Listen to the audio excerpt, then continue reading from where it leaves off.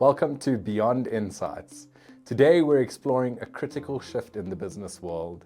While data is abundant, the real power lies in transforming raw numbers into compelling narratives and clear strategic direction. We're witnessing the rise of a new kind of leader, the data whisperer. There are individuals who can take complex financial figures and make them speak, guiding businesses towards smarter decisions and sustained growth. Join us as we chat to Gavin Simpson, CEO and founder of Cloud Finance and Accounting. We delve into how forward-thinking finance leaders are becoming data whisperers, equipped with the tools and mindset to understand complex financial information and communicate its story clearly across the organization.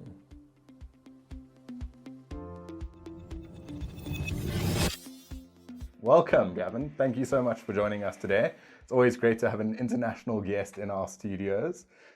Before we get started, maybe just give us a bit of background into what you do at Cloud Finance. Yeah, sure. Thanks for having me.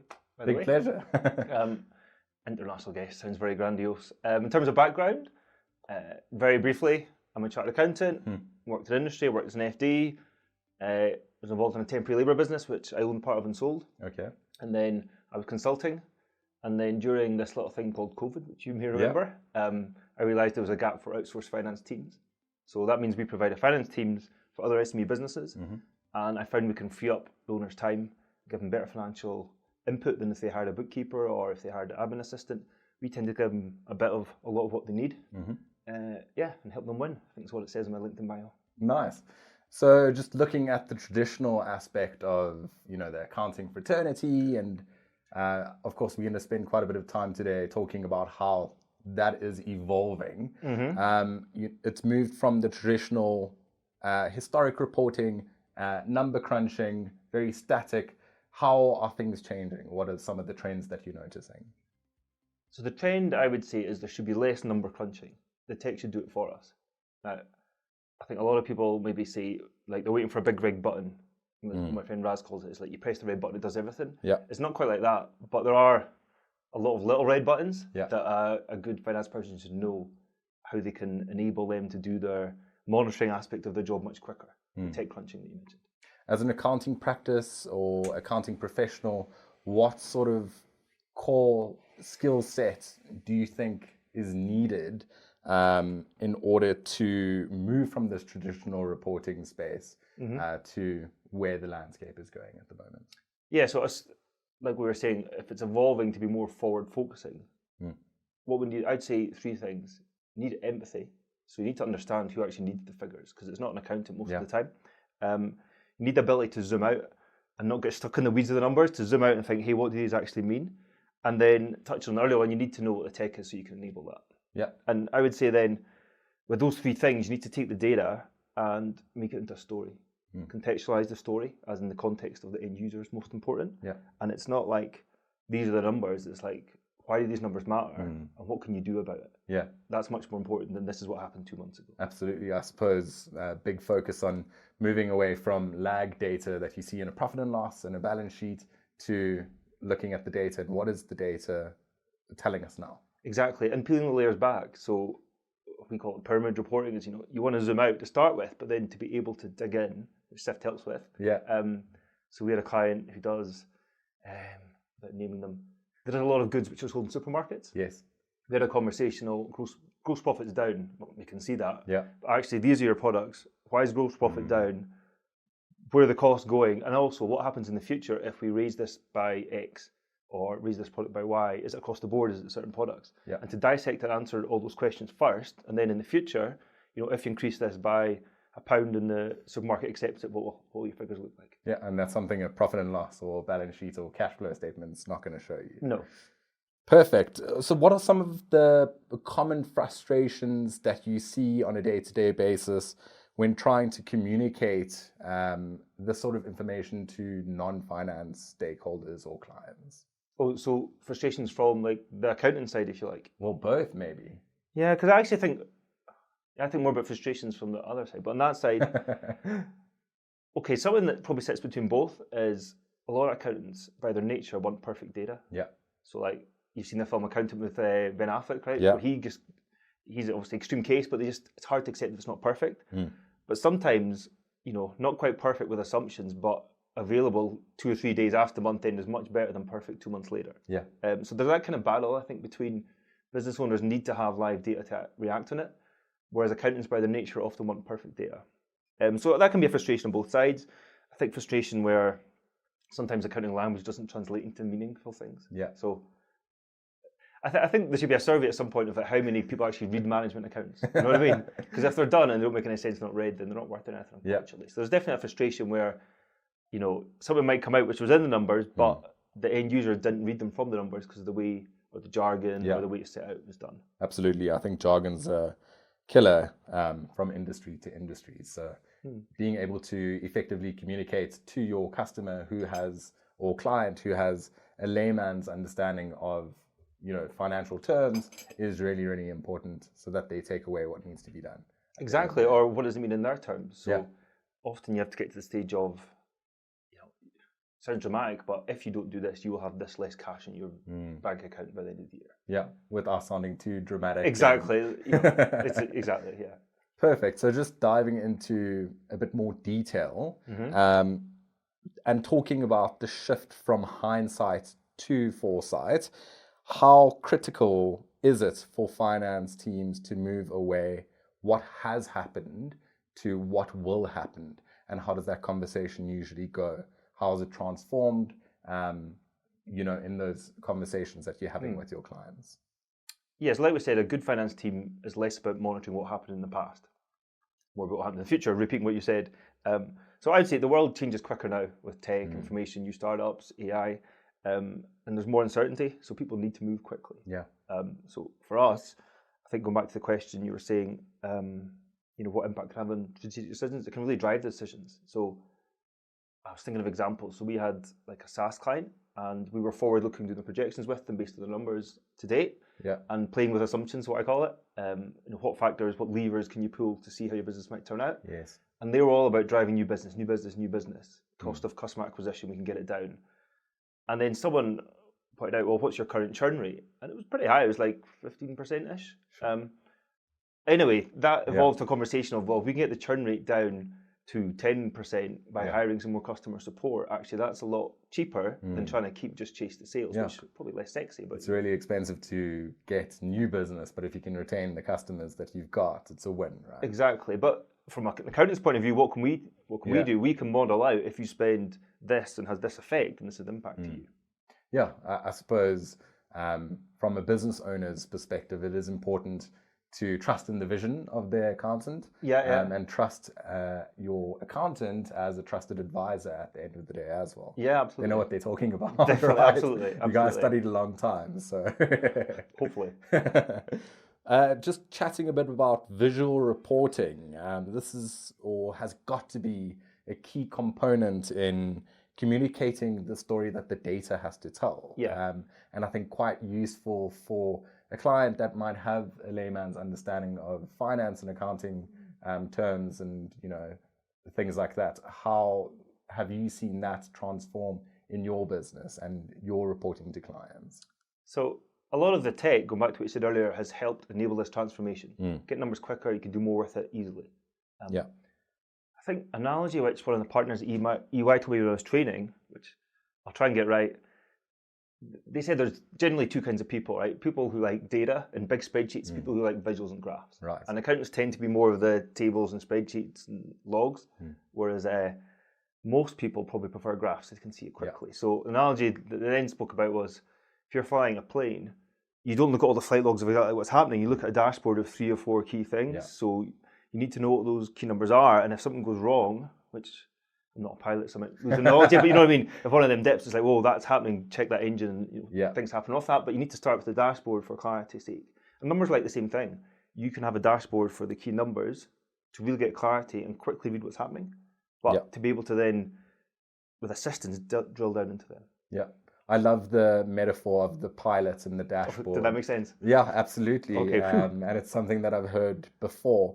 And I think, with the advent of cloud accounting providers and maybe a bit of a plug to Sift, being able to share that dashboard of those key metrics that are really, really crucial to your business on a daily basis or a monthly basis is a game changer. Exactly. It's all about the end user. Why does it matter to them? So, you know, like recruitment businesses, how many placements have they had per person? Not just this is your gross profit. Because that means less to the person at the desk. But on the other hand, if you've got 10 salespeople and they've got different numbers of placements, well, can we work with that person to get them up? Or are they underperforming compared to what the base is? Yeah, very important. What tip or key piece of advice would you have to businesses that might be starting out or even that are existing and are quite mature in trying to future-proof their business processes? So key tip. So this is probably slightly led towards finance, but I'll try and make it related. So my first tip is to get get the basics right. And for me, the basics are like your financial close process and all your bookkeeping stuff just nailed, done quickly. Because if you can't get them right on time, then all the good stuff that you spoke about before, it's not worth doing. You know, there's probably an analogy, I've used one already, but you know about foundations and buildings and all that stuff. So you need the foundations right and the basic bookkeeping, basic purchase ledger, sales ledger, closing your month end quickly. There's no reason not to close a month end in like 5 days. Yeah. You know, if like, I remember I started as an FD, I was told, oh, you can't close it in 5 days because of this. And I'm like, guys, there's companies that turn over like Cisco, they're tens of, they close it in 2 days. Wow. I'm sure we can close it in like 5 or whatever it was at the time. So would you say solid foundational processes and so go back to underpin them, make sure anyone can do them, write them out, all the boring stuff, but it needs to be done. Do that first, do it well. Yeah. So for those clients, just to chat a bit more about that, for clients that are struggling with the basics, do you think there is an element of reluctance to change because something's broken in their organization, they don't know how to fix it, so there's no point of even trying to change the status quo? And sometimes they don't know it can be fixed. Like I guess, like our firm, we won business on the back of that because I kind of have a gut feel often we can do things more efficiently than what they've been doing. Yeah. But sometimes they don't know it can be fixed. Yeah. And then it's hard going back to you because you said about is there tips that you give for processes? Well, one is getting those foundations, financial, the ones we mentioned, and then specifically financial. The second one is once you've done that, if I was partially to be FD of a business, start working with the end users then for what they're going to see so that they own the report. So it's not like this is a P&L, what do you think of it? It's like, well, what do you need to know? How can we relate this to numbers? If this is marketing, they want to know customer acquisition cost, whereas if this is, the guy running the factory, he wants to see the overhead and split per department, like all those kind of things. Yeah. But get them bought into what they're saying. Absolutely, yeah. If they're not bought into it, there's never going to be that change into the new process and how it can really transform their business, I suppose. Exactly. If you're going in to try and sort out, a 30 million business, they're not your numbers, they're everybody else's numbers. And your job is to help them understand them and then, influence them. Yeah, makes sense. How does your practice traditionally report, would you say? Is it still with PDFs and spreadsheets to a lot of your clients? Or are you seeing that mix to your clients going predominantly visualizations? Or is it a mix of both where you have seen that reluctance to kind of, away from the status quo? It's a mix of both, to answer your question. And sometimes there's depending on the type of client, how much value you can give. If you're a certain turnover, you can only give so much. So once you've got a few extra graphs and things like that, they maybe don't need like the cost of a dynamic dashboard. On the other hand, you have a bigger turnover business. We have construction businesses with big contracts. They want to see where they are in their job costings like all the time. So it's the most important thing for them. Makes sense. I'm keen on hearing a success story or two. Obviously, you don't have to give names of your clients that have gone through this transformation and how this data whispering has transformed their business and their business processes. Okay, so there was one, I'll say SaaS business, but they weren't quite a software as a service business. They were a software business. And we took them on about 2 years ago now. But when we took on the current level business, got their accounts up to speed, we're doing forecasting, as I said earlier. Yeah. And I noticed their maintenance, as in the support income they were receiving, was pretty static, but their sales were growing. And I was like, surely this, because they've got other customers, this keeps going up. Yeah. We dug into this. Long story short, the salesperson said, no, customers don't pay for maintenance here because they don't need it. And then they don't like it. And then there's a lot of conversations this led to. And it turns out some of them, they were discounting the maintenance to 0 in year 1. So the customers were never expecting to pay for maintenance. But conversely, they were still phoning up. Yeah. People were spending time like maintaining them. Of So course. all of this led to like reading the policy. The company use Zendesk now, so they can actually book in calls. They can work out how much time is Ticketing charged. system. Yeah, exactly. Yeah. That's a good way of saying it. And and if they do extra work beyond maintenance now, they can charge out, and the team get like a bonus for that. Oh, wow. So they're doing a lot of work which the customer didn't value because they weren't paying for, and there was just no kind of link between, this is the work they're doing, this is the money it can generate, this is what the customer's paying for, this is the end outcome. So now they sell maintenance as standard. Even if they discount it to a lower level, and it's renewed next year automatically. Yeah. So that was something came out of, data whispering, as you call it. Interesting. Yeah. Probably a lot of scratching through their data, right? Yeah, so hopefully now they are a SaaS business because they're selling a service as they go, but they weren't quite doing it then. Epic. Okay, cool. So let's maybe jump into a few quick fire questions. Okay. What's one piece of software, and don't say Sift or Xero, that you can't live without? It could be an app on your phone, or a software that you work from. Okay. Well, as an accounting practice, and we're Xero focused, Xero would be the obvious answer. If you took that away tomorrow, that would be a problem. Yeah. But he said not to say Xero. I'm trying to find a random one. Like currently, I've found Fireflies of all the note takers, and we use ChatGPT and all that. But Fireflies has a real great use case for us. Yeah. Because for discovery calls especially, it means I can focus on the client, record it down, and help with my presentations of their problems and so on. Yeah. And it's on my phone as well. I've checked out Fireflies before. Its AI is pretty insane as well in terms of reporting and sentiment analysis and there's other ones that do similar. I think AI is quite platform agnostic, and it's got a phone app as well, which works. So if I want to record this conversation, I can stick it on easily in the back. Amazing. Let's talk about a book or a podcast that you've read or listened to recently that left an impact for you. So on the flight over, there's a book called I'm going to say it wrongly, The Almanac of Naval Ravikant. Okay, I haven't heard of it. Okay, it was recommended on, have you heard of Tim Ferriss, the 4 Hour Work Week? Yes, yeah. He was a guest on his podcast. Yeah. I would say his podcast probably has changed my life. It sounds dramatic, but genuinely in terms of some of the principles and people he spoke to, it helped me quit my job at the time, start a business, going back 5-6 years ago. Really left an impact. Yeah, definitely. Because it's the 4 hour is a bit clickbaity, but it's not really about that at all. It's more about the principles of why you're working, what can you do.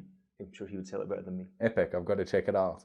But anyway, he had a guest the other day, Naval Ravikant, and the Almanac of Naval Ravikant. Hope I'm saying it right. It's a really good read. I'll send you a copy. Really, loads of tidbits you can read quickly. Nice. And then last quick fire question. If there was one thing that you would like listeners to take away from today's session, what would it be? I would say, sorry, who are the listeners actually? I mean, is it people like me who are finance people like you, or business users? Businesses, anyone really. It's on all platforms, so whoever's keen can check it out. I would say the question to ask yourself is, how can I get the number of my business to tell me a story of the past, but more importantly of the future? Impactful. Yeah, that's good. Cool. Nice. Summed it up quite nicely. Thanks so much for joining us today. Pleasure to be here. I hope you enjoy the rest of your time in South Africa. I'll do my best. Thank you very much. Cool. Thanks so much, Gavin. Cheers, mate. Thanks for tuning in to the Beyond Insights podcast. Please like and subscribe on whatever platform you're listening to right now. And please share with any of your colleagues or friends or family members that you think might benefit from listening to this podcast. That's all from us. Until next time, see you then.